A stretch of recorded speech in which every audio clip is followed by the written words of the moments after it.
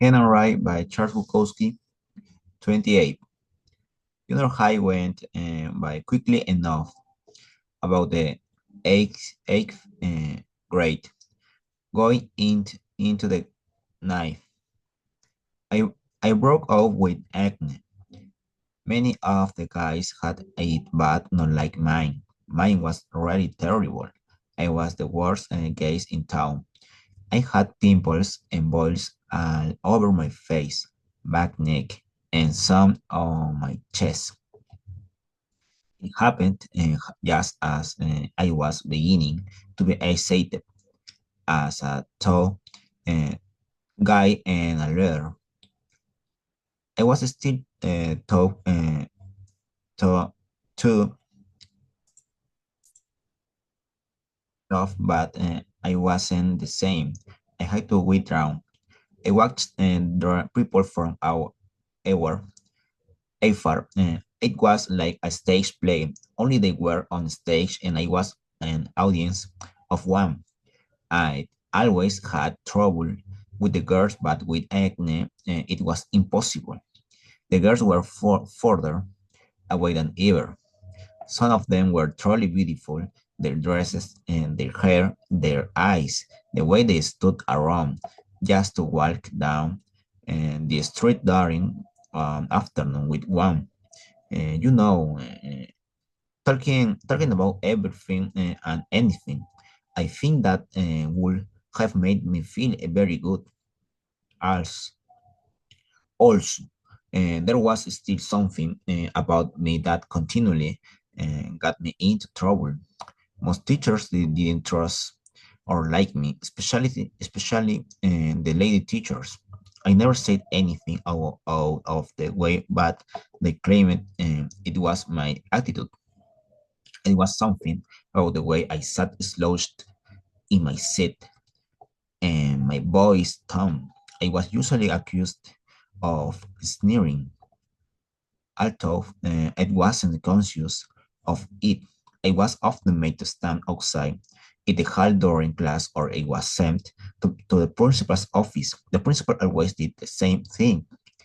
He had a phone booth at his office. He made me stand in the booth with, with the door closed.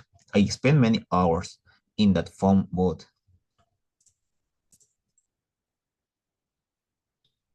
The only reading material in there was the ladies' home journal. It was deliberate torture. I read the ladies' home journal anyhow. I got to read each new issue. I hoped and maybe I could learn something about women. I must have 500 demerits by graduation time, but I didn't seem to matter. They want to get rid of me. I was standing outside in a line that was filling into the auditorium 1v1. We each had on our cheap little cap and gown that had been pasted and down again, again and again to the next graduating group. Uh, we could hear each person's name as they walked across the stage. They were making one big god damn it. The deal out of the rating from junior high.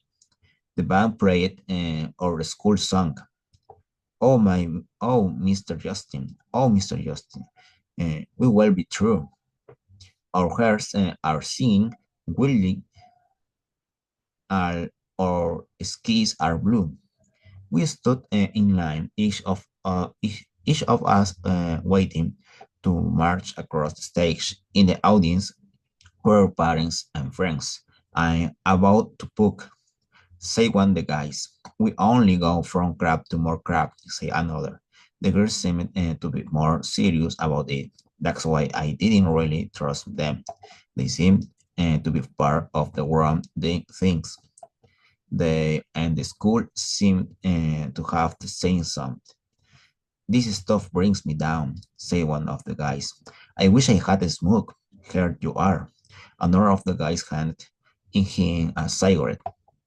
We passed it around between 4 or 5 of us. I took a hit and exhaled through, uh, through my nostrils. Then I saw Curly Wagner walking in. Dish it, I said. Here comes Vomit Head. Wagner walked right up to me. He was dressed in his gray jean suit, including a sweatshirt, just as he had been the first time I saw him and all the other times afterward. He stood in front of me. Listen, he said, you think you're getting away from me because you're getting out of her, but you're not. I'm going to follow you the rest of your life. I'm going to follow you the ends of the earth, and I'm going to get you. I just glanced at him without comment, and, and he walked off. Wagner's little relation speech only made me that much bigger with the guys.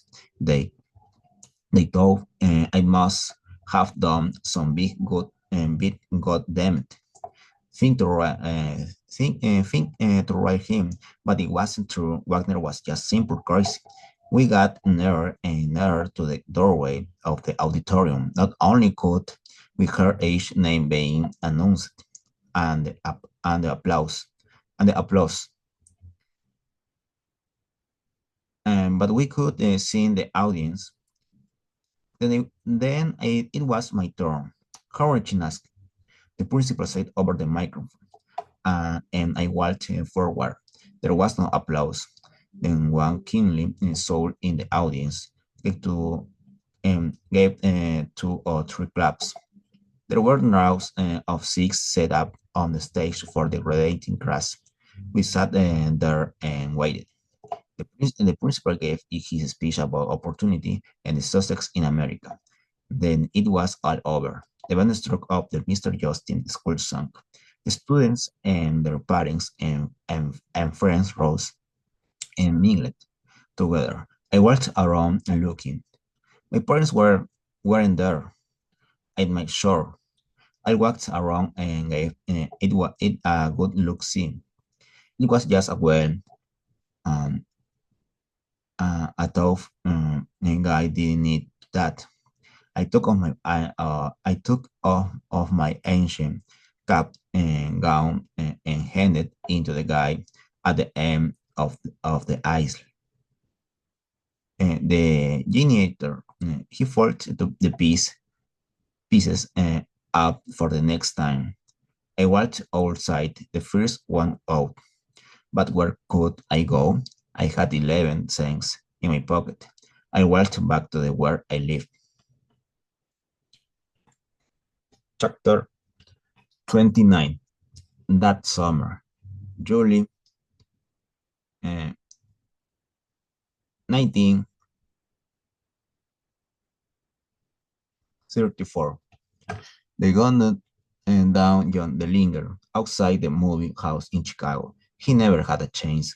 The lady in red had fingered him. More than a year earlier, the banks had collapsed. Prohibition was repealed, and father drank his sight. Beer again. But the worst thing was the linger getting it. A lot of people admired the linger, and it made everybody feel terrible. Roosevelt was president. He gave fireside chats over the radio, and everybody listened. He could really talk, and he began to enact programs to put people to work. But things were still very bad, and my boys got worse. They were unbelievable large. That September, it was scheduled to go to Woodhaven High, but my father insisted I go to Chelsea High. Look, I told him, Chelsea is out of this district. It's too far away. You'll do as I tell you. You'll register at Chelsea High. I need why we why he want me to go to Chelsea. The rich kids went there. My father was crazy. He still talked about being rich. When Baldi found out I was going to Chelsea, he decided to go there too. I couldn't get rid of him or my boys. The first day we rode our bikes to Chelsea and parked them. It was a terrible feeling. Most of the kids, at least all the older ones, had their own automobiles, and many of them new convertibles, and they were in black or dark blue like most cars.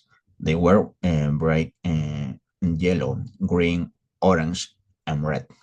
The guys sat in the outside of the schools and the girls gathered around and went for rides.